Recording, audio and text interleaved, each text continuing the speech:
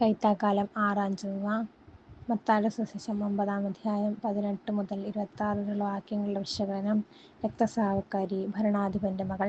മറ്റ് സമാന്തര സുവിശേഷങ്ങളിൽ വളരെ ദീർഘമായ വിവരണത്തോടുകൂടി രേഖപ്പെടുത്തിയിട്ടുള്ള ഈ അത്ഭുതങ്ങൾ മർക്കോസ് 5:21-43, ലൂക്കാ 8:40-56, മത്തായി ശ്ലീഹാ വളരെ പരിമിതമായ വാക്കുകളിൽ ഒട്ടും ഗൗരവം കുറയാതെ ഒതുക്കി പറഞ്ഞിരിക്കുന്നു.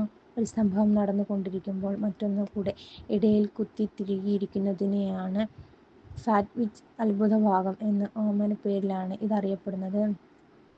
മത്തായിയുടെ സുവിശേഷത്തിൽ ഒരു ഭരണാധികാരിയുടെ മകളെയാണ് മരണത്തിൽ നിന്ന് ഉയർപ്പിച്ചതെങ്കിൽ സമാന്തര സുവിശേഷങ്ങളിൽ അത് ജായിറൂസ് എന്നു പേരായ ഒരു സിനഗോഗുകാരിയുടെ 12 വയസ്സ് മാത്രം പ്രായമുള്ള മകളെയാണ്.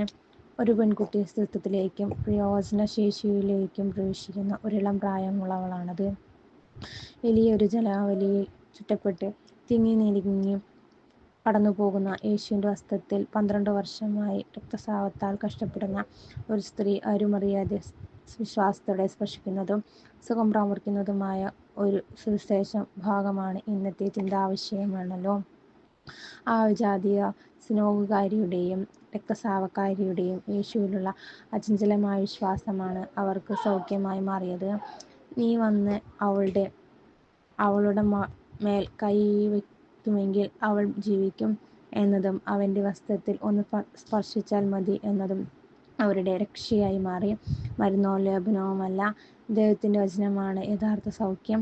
ദൈവത്തിൽ നിന്നും അനവരതം അനുഗ്രഹങ്ങളും കൃപയും കവിഞ്ഞൊഴുകപ്പെടുന്നുണ്ട്. വിശ്വാസത്തോടെ സമീപിക്കുന്നവർക്കെല്ലാം അത് പ്രാപ്യമായി തീരുന്നു എന്ന സന്ദേശമാണ് ഇവിടെ നൽകപ്പെടുന്നത്.